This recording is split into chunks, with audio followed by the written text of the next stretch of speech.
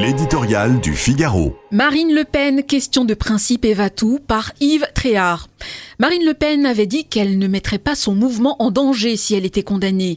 La Cour d'appel de Paris a certes diminué sa peine, mais réaffirmé qu'elle avait bien organisé un détournement de fonds publics pendant plus de 6 ans.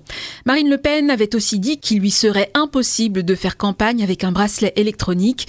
Les magistrats lui ont infligé 1 an de prison ferme aménageable précisément dans ces conditions. La logique aurait voulu que la chef de file du Rassemblement national renonce à la présidentielle et qu'elle cède sa place, comme elle l'avait annoncé, à Jordan Bardella, ou bien, tout en récusant la légitimité de la décision, qu'elle accepte le bracelet et se présente devant les Français en leur demandant de trancher. Marine Le Pen a choisi une 3e voie, car mardi soir, elle l'a répété plusieurs fois à la télévision, « Je suis innocente », jusqu'au boutiste déterminée, elle nie et refuse tout en bloc. Une seule solution, le pourvoi en cassation. Ainsi sont suspendus sa condamnation et le port du bracelet. On se souvient du slogan frontiste de 1993, « Main propre, tête haute ».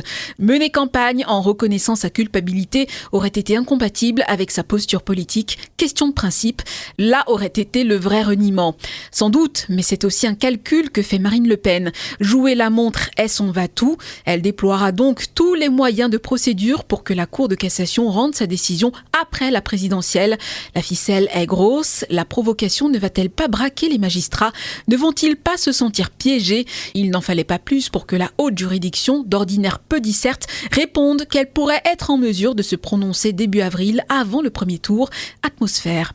Marine Le Pen a pris un grand risque. Si son pourvoi était rapidement rejeté, sa peine deviendrait exécutoire et le port du bracelet s'imposerait. Sa campagne et sa candidature changeraient d'allure. Elle continuerait à dominer outrageusement la compétition dans les sondages. Mais si ses sympathisants n'en seraient sans doute pas perturbés, qu'en serait-il des électeurs en direction desquels elle devrait tendre la main pour gagner ?